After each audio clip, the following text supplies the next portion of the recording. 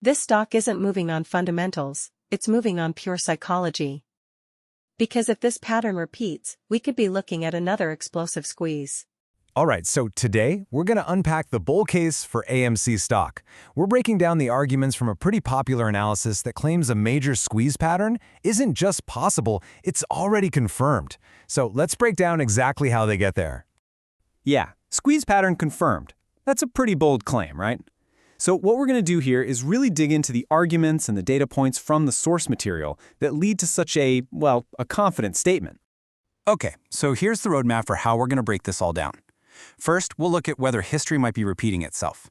Then, we'll get into this idea of a squeezed stock basket. After that, we'll tackle the whole debt question, the big bear argument. Then, we'll explore how price targets might be used as a tactic. And finally, we'll wrap up with what might be the biggest driver of all, retail FOMO. All right, let's jump right in.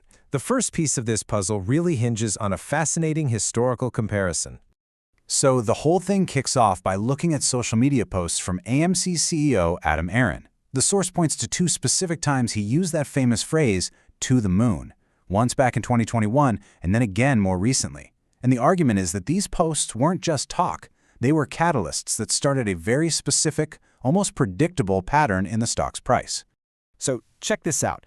The source literally overlays the two price charts. That purple line, that's the price action from 2021. The one that led to that insane run-up. And the blue line, well, that's what's happening now. The core argument is that these patterns aren't just similar, they're practically identical. So the big what if here is, if the pattern is the same, could the outcome be the same? That's the core idea, that a huge move might be just around the corner. Okay, so this is where it gets even more interesting. The theory doesn't just stop with AMC. It actually broadens out to include a bunch of other stocks. So the source introduces this concept called toxic swap ownership structures.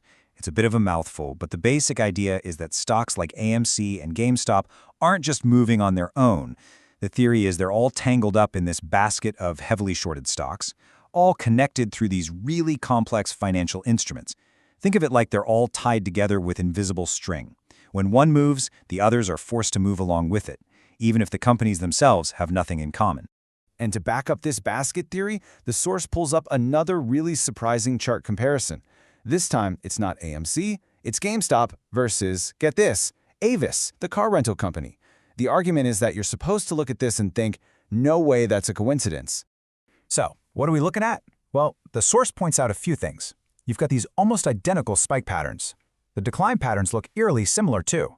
And even the day-to-day volatility seems to move in lockstep. The only difference, they claim, is that GameStop's chart looks like it's running on about a 6 to 12-month delay. This is all presented as proof that there's some kind of coordinated machine working behind the scenes. Yeah, and this quote really says it all, doesn't it?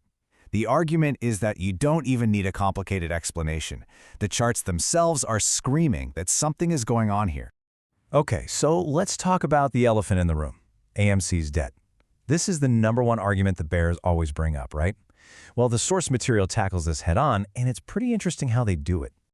So yeah, the analysis doesn't deny the debt, but it argues that maybe debt doesn't matter as much as people think in these situations. And for proof, they point right back to Avis, which had its own massive squeeze, as the perfect case study. So how much debt did Avis have when it squeezed over 700%?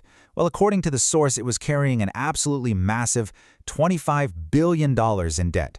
And that leads to the million-dollar question, or I guess the $25 billion question. The source basically asks, if a company drowning in $25 billion of debt can squeeze like that, why can't AMC?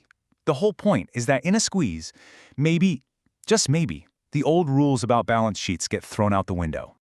So as you can see, the argument isn't just about charts and patterns. It's also deeply about market psychology, which brings us to the whole idea of price targets and how they might be used to influence traders.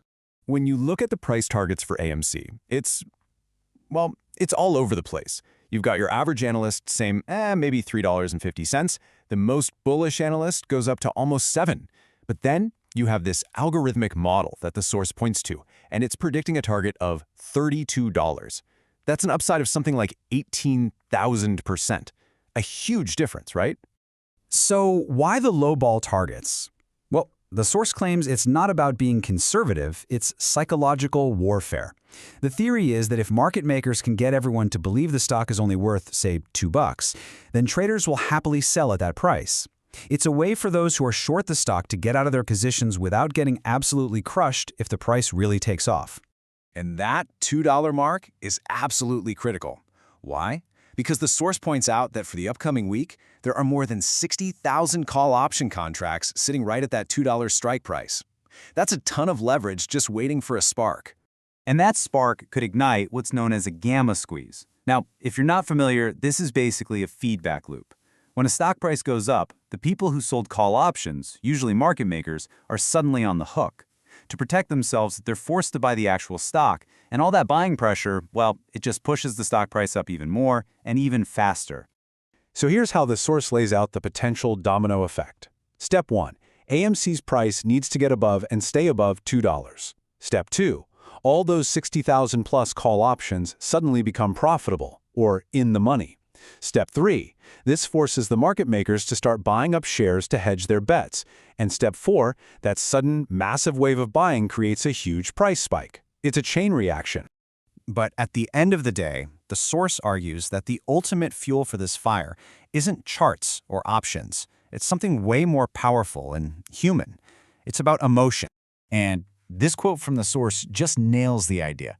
Right now, you've got the committed folks buying at $1.